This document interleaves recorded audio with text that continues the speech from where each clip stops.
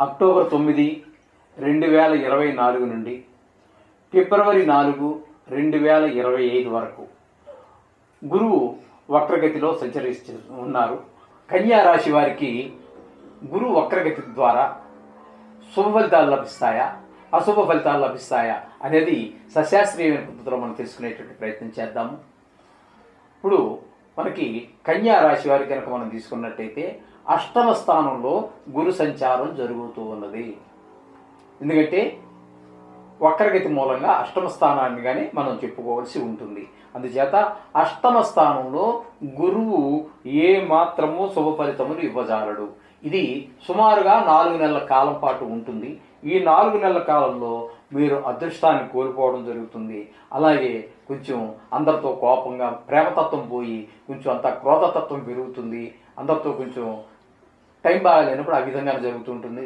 మీరు మామూలుగా మాట్లాడాలి, మామూలుగానే మనం ట్రీట్ చేసినప్పటికీ, మామూలుగానే అతనితో మనం ప్రవర్తన ఉన్నప్పటికీ కూడా అతను అబార్థం చేసుకుని మనకి కొంచెం భిన్నంగా ప్రవర్తించే అవకాశం కూడా ఇక్కడ మనకి ఈ గురువు యొక్క సంచారం వల్ల జరిగే అవకాశం, గురువు అనుకూలత లేని కారణంగా అష్టమ స్థానంలో ఉండటం వల్ల ఆ విధమైనటువంటి ఫలితాలు ఉన్నాయి. అలాగే కొంచెం అపాయం జరిగేటటువంటి అంటే ప్రమాదాలు జరిగేటువంటి అవకాశం ఉంటుంది.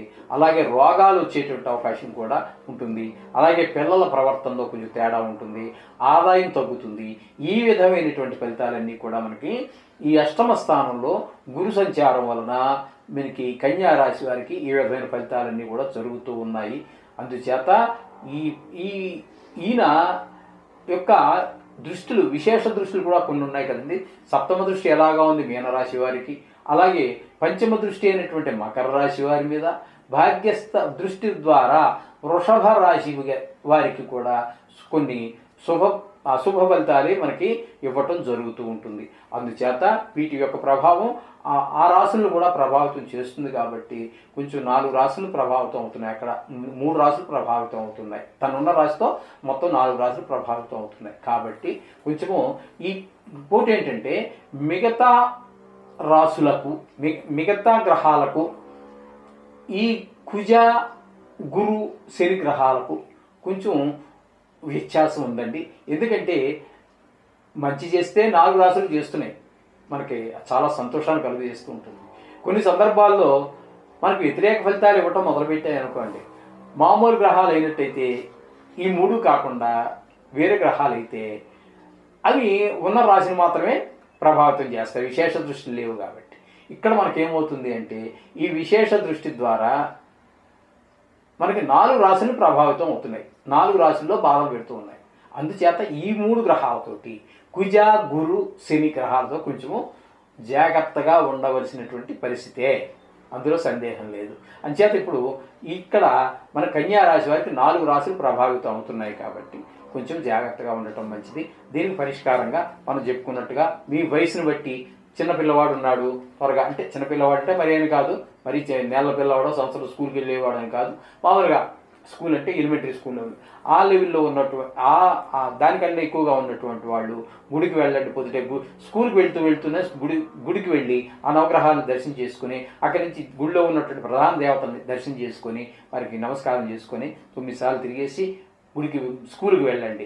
ఇంకొంచెం పెద్దవాళ్ళు ఉన్నారు, వాళ్ళు ఉద్యోగానికి పోవాలి, అటువంటి వాళ్ళు అంతా మీరు బయట మీరు అన్నిటికీ కొంచెం శారీరకంగా దృఢత్వంగా ఉంటారు కాబట్టి మీరు ఏదో టైంలో గుడికి వెళ్ళటం, అలాగే గుడికి సంబంధించి ఆర్థిక పరిస్థితి ఉన్నటువంటి వాళ్ళు కాస్త దానాలు, ధర్మాలు, శనగలు 16 వారాలు చేయటం కానీ, లేదా 16 వారాలు నానబెట్టి దాన్ని తిరగమాత చేసి దేవుడు నైవేద్యం చేసి భక్తులు పంచడం కానీ, ఆవుకు 16 వారాలు పెట్టడం కానీ, లేదా ఏమీ చేయలేము ఆర్థిక పరిస్థితి బాగాలేదు ఆ మంత్రాన్ని చదువుకోండి, అంతా చక్కగా జరుగుతుంది. పెద్దవారు ఉన్నారు ఇంకా అక్కడికి వెళ్ళలేరు కాబట్టి ఇంటి దగ్గర కూర్చొని నడవలేని పరిస్థితి, కొంచెం దూరంగా ఉంది గుడి అని చేత వారి ఇంటి దగ్గర కూర్చొని దానికి సంబంధించినటువంటి నవగ్రహ మంత్రం కానీ, లేదా గురు చరిత్ర పారాయణ కానీ ఇట్లాంటి చదువుకోండి. అదే కనుక ఆరోగ్య సమస్యలు ఉన్నట్టయితే గురు కవచం చదువుకోండి, అంతా శుభం జరుగుతుంది. గురుగ్రహ బలం లేనప్పుడు ఏం చేయాలి, ఉన్నప్పుడని కాదు ఉన్నప్పుడైనా లేనప్పుడైనా గురుగ్రహం గురించి మన జపాలు, మంత్రాలు, రకరకాల మంత్రాలు ఉన్నాయండి. నేను మీకు బీజాక్షర మంత్రాలు చెప్తాను. ఇవి మీకు స్క్రీన్ మీద కూడా కనిపిస్తూ ఉంటాయి. అది 11 కూడా నేను చెప్తాను, ఒక్కోటి 2 సార్లు చెప్తాను. అది మీరు అవసరమైనప్పుడంతా కూడా మీరు పెట్టుకుని వినడానికి వీలుగానే ఉంటుంది. అది ఇది ఒక్కసారి చూసి నేర్చేసుకున్నాం కదా అనేది లేదు, నోటికి రాలేదు కదా అనుకోక్కర్లేదు. ఇందులో ఈ 11 మంత్రాలు నా దగ్గర ఉన్న 11, 12 రకాలు ఉన్నాయి. ఇవి చెప్పడం ద్వారా ఇందులో మీకు ఏది సులువుగా అనిపిస్తే, పలకటానికి ఏది సులువుగా అనిపిస్తే దాన్ని ఎంచుకోండి. అది మీదే ఛాయిస్. 11 రోజు చదవాలని మాత్రం అనుకోకండి. ఇందులో ఏదో ఒకటి ఎంచుకోండి. ఎంచుకున్నట్టయితే మీకు చక్కటి ఫలితాలన్నీ కూడా, ఈ జపం ఫలితాలు మీకు మామూలుగా వేదమంత్రం ఉందనుకోండి, ఓం బృం బృహస్పతయే నమః, ఓం బృం బృహస్పతయే నమః, ఇది ఒక మంత్రం అండి. ఇది పలకడానికి అన్నిటికంటే సులువుగా ఉంటుంది.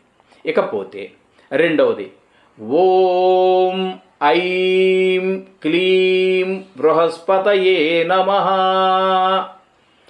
ఓం ఐం క్లీం బృహస్పతయే నమః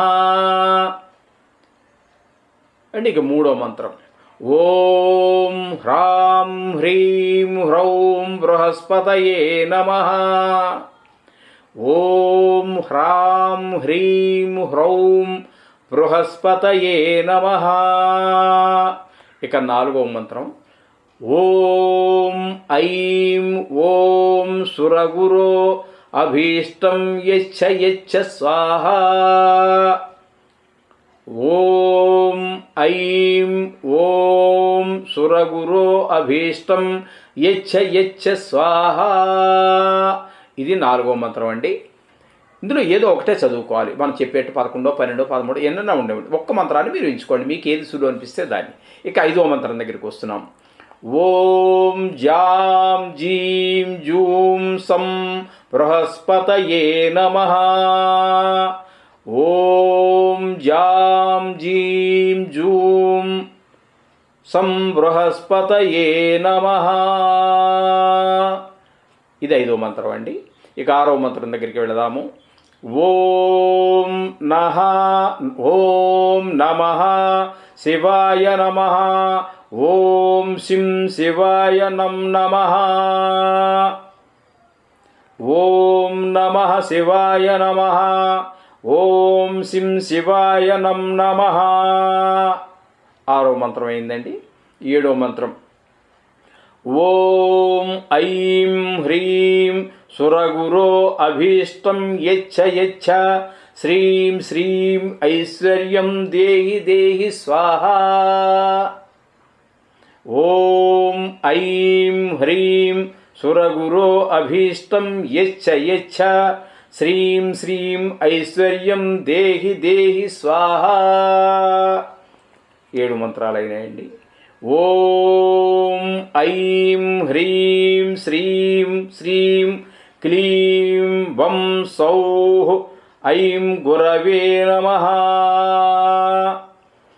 ఓం కం లం ఈం ఏం బృహస్పతి గ్రహాయ హ్రీం సర్వారిష్టాన్నాశయ నాశయ స్వాహా ఐం ఓం, ఓం కం లం ఈం ఏం బృహస్పతి గ్రహాయ హ్రీం సర్వారిష్టాన్నాశయ నాశయ స్వాహా ఐం ఓం.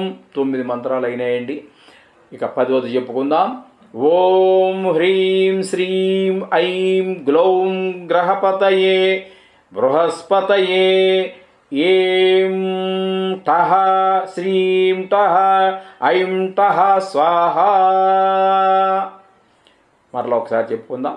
ఓం హ్రీం శ్రీం ఐం గ్లౌం గ్రహాధిపతయే బృహస్పతయే ఏం టః శ్రీం టః ఐం టః స్వాహా.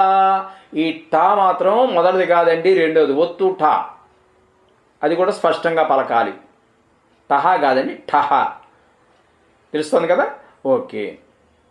ఇక 11వది ఓం హ్రీం శ్రీం బ్లీం ఐం గ్లౌం గ్రహాధిపతయే బృహస్పతయే వీం టః శ్రీం టః ఐం టః స్వాహా. మరొక్కసారి చెప్పుకుందామండి.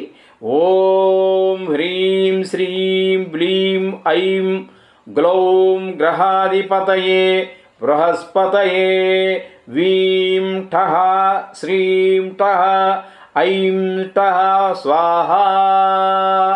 ఇది 11వ మంత్రం అండి. ఇంకా చాలా ఉన్నాయి. చాలు 11లో మీకు అనుకూలంగా ఉన్నటువంటిది, పలకడానికి అనుకూలంగా ఉన్నటువంటిది, పలకగలని నమ్మకం ఉన్నటువంటి దాన్ని ఎంచుకోండి. ఏదో ఒక్కటి చాలు, అన్నీ చదవాలని కాదు. మీకు చెప్పినవి 11 రకాలు ఉన్నాయి. ఇందులో మీకు సులువైన దాన్ని, అనుకూలమైన దాన్ని మీరు ఎంచుకోండి. రోజు పారాయణ చేయండి. ఇది చాలా త్వరగా 16,000 జప సంఖ్య చాలా ఈజీగా అవుతూ ఉంటుంది. ఈ గురువుకి సంబంధించి మనకి పంచాంగంలో కూడా శ్లోకాలు ఉన్నాయండి. గాయత్రి మంత్రాలు కూడా ఉన్నాయండి. ఈ నవగ్రహాలకి గాయత్రి మంత్రాలు కూడా ఉన్నాయి. చేత వాటిలో ఆ గాయత్రి మంత్రాల్లో కూడా అవి కూడా ఒక 6, 7, 8 ఉన్నాయి. అందులో ఒకటి మాత్రం మనం చెప్పుకుందాము. అది గురువుకు సంబంధించినటువంటి గాయత్రి మంత్రం. ఇది కూడా మీకు స్క్రీన్ మీద స్క్రోల్ అవుతుంది, చూసుకోండి.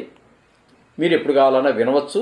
ఆ స్క్రీన్ మీద స్క్రోల్ అవుతుంది కాబట్టి మీకు అది రాసుకోవచ్చు కూడా, పెన్ను పేపర్ తీసుకొని, లేదా వినొచ్చు. ఏ విధంగా అయినా సరే మీ సౌకర్యం. ఓం గురుదేవాయ విద్మహే పరబ్రహ్మణే ధీమహి తన్నో గురుః ప్రచోదయాత్. మరొక్కసారి చెప్తానండి ఇదే మంత్రాన్ని. ఓం గురుదేవాయ విద్మహే పరబ్రహ్మణే ధీమహి తన్నో గురుః ప్రచోదయాత్. ఈ గురువుకి ఇంకా విశేషంగా చేసుకోవాలి. ఇప్పుడు మనకి గ్రహచారం దగ్గరికి వచ్చేటప్పుడు ఒక సంవత్సరం కాలం పాటే మన దగ్గర ఒక్కొక్క రాశిలో సంచరిస్తూ ఉంటాడు కాబట్టి అది కొన్ని సుఫలితాలు ఇవ్వచ్చు, కొన్ని అసుఫలితాలు ఇవ్వచ్చు. ఇప్పుడు జాతకంలో కనుక మనకు గురుగ్రహం అనుకూలంగా ఉందా మొత్తం చాలా బాగుంటుంది. కొన్ని ప్రతికూలమైంది అనుకోండి, అప్పుడు అది 16 సంవత్సరాల పాటు మనని కొంచెం ఇబ్బంది పెట్టేటువంటి పరిస్థితులు ఉంటాయి. కాబట్టి అటువంటప్పుడు ఖచ్చితంగా ఎక్కువ చేసుకోవాల్సి ఉంటుంది. అటువంటప్పుడు అంటే కొంచెం విశేషంగా చేసుకోవాల్సి ఉంటుంది. అంచేత అక్కడ మీరేం చేయాలి అంటే, ఈ గురువుకి సంబంధించి అష్టోత్తర శతనామావళి అంటే 108 నామావళి, 108 నామాలతో ఉంటాయి. అది కూడా చేసుకుని గురువుకి పూజ చేయవచ్చు. అలాగే ఇదే అష్టోత్తర శతనామ స్తోత్రం అని ఉంటుందండి. అంటే 108 నామాలలాగా విడివిడిగా నామాలు కాకుండా స్తోత్ర రూపంలో, అంటే శ్లోకాల రూపంలో ఉంటుంది. దాన్ని స్తోత్రం అంటారు. శ్లోకాల రూపంలో ఉన్నదాన్ని స్తోత్రం అంటారు. దాన్ని కూడా చేసుకోవచ్చు. 108 నామాలు విడిగా చేసుకోవచ్చు, లేదా ఆ విధంగా చేసుకోవచ్చు. కొన్ని సందర్భాలలో మనకి ఏమవుతుందంటే, ప్రతి గ్రహం వల్ల, ఏ గ్రహమైనా కావచ్చు, ఇప్పుడు ప్రస్తుతం మనం గురుగ్రహం గురించి చెప్పుకుంటున్నాం.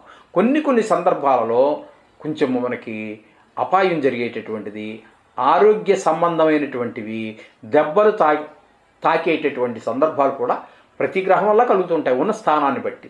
కాబట్టి గురుగ్రహం వలన ఇలాంటి సూచనలు మనకి కనుక తెలిస్తే, అంటే మనకు తెలియదు అంటే మన మీ గురువులు ఎవరైతే ఉన్నారో వారు చెబితే, అటువంటి పరిస్థితుల్లో అనారోగ్యాలు వచ్చినప్పుడు, ఈ దెబ్బలు తాకుతాయని తెలిసినప్పుడు మనం గురు కవచం అని ఉంటుందండి. కవచం అంటే ఇప్పుడు ఆ మాట వినే ఉంటారు మీరు. గురువుకు సంబంధించి కాదు, కవచం. పూర్వం యుద్ధానికి వెళ్ళినప్పుడు రాజులు సైన్యము కవచం వేసుకుంటారు. వాడి కొట్టినటువంటి కత్తి దెబ్బ తాకకుండా పైన ఇనపదేదో ఉంటుంది అన్నమాట, దానికే తగులుతుంది, మనిషికి దెబ్బ తగలదు. అందుచేత ఆ విధంగా ఇక్కడ గురు కవచం. ఆ గురువు వల్లే మనకి కొంచెం అనారోగ్యమో లేకపోతే దెబ్బలో తగిలేటట్టు ఉన్నాయి. ఏ భాగాన్ని తగులుతుందో తెలియదు. కాబట్టి ఇక్కడ ఈ గురుగ్రహం యొక్క కవచం మాత్రం అన్ని భాగాలు ఇందులో వస్తుంది. ఆ రకమైనటువంటి కవచం చదువుకోవటం వల్ల మనకి చాలా శుభప్రదమైనటువంటి ఫలితాలు, అది తగలవలసినటువంటి దెబ్బలు తగలకుండా వాటి నుంచి మనల్ని ఆ గురు భగవానుడే మనల్ని రక్షిస్తూ ఉంటాడు, ప్రొటెక్ట్ చేస్తూ ఉంటాడు. అందుచేత అది కూడా చాలా ఇంపార్టెంట్ అయినటువంటి విషయం. అందుచేత ఇది కూడా మీకు స్క్రీన్ మీద స్క్రోల్ అవుతూ ఉంటుందండి. ఇది మీరు చదువుకుంటే చాలా బాగుంటుంది. ఎందుకంటే మీరు రాసుకోవడానికి వీలుగా, ఇది కొంచెము 10 శ్లోకాలు ఉంటాయి, 20 లైన్లు ఉంటాయి. అది కొంచెము చదవగలిగితే చదువుకోండి. అది కవచం అనేటటువంటిది. లేదు మీరు ఈ సంస్కృతం యొక్క అక్షరాలు, ఈ విసర్గలు, ఉదాత్త అనుదాత్తాలు, ఇది అంటే శ్లోకాల్లో ఏముండవు అనుకోండి, ఉదాత్త అనుదాత్త స్వరితాలు. కానీ మొత్తం మీద కొంచెం ద్విత్వాక్షరాలు, సంయుక్తాక్షరాలు లాంటివి ఎక్కువగానే ఉంటాయి కాబట్టి వాటిని మీరు చదవగలిగితే చాలా మంచిది. ఓకే, లేదు ఒక బ్రాహ్మణ్ పెట్టి చదివించుకోండి. ఏమండి, చదువుతారు, చక్కగా పారాయణ చేస్తారు. మీకు అన్ని రకాలైనటువంటి మీకు శుభాలు కలుగుతాయి. వచ్చే ఆపదని మనం ఆయన అడ్డుకుంటాడు. ఆయన వల్ల కలుగుతుంది కాబట్టి ఆయనే పారాయణ చేసినప్పుడు ఏం చేస్తాడు? ఆయనే కాపాడుతాడు. ఇంక దారి లేదు ఆయనకి. పాపం మీరు ప్రార్థించినప్పుడు ఏం చేస్తాడండి? మనకు రామాంజనేయ యుద్ధం చూడాల, రామాస్త్రం వదిలిపెట్టాడు ఆంజనేయుడి మీద. దానికి ప్రపంచంలో తిరుగులేదు.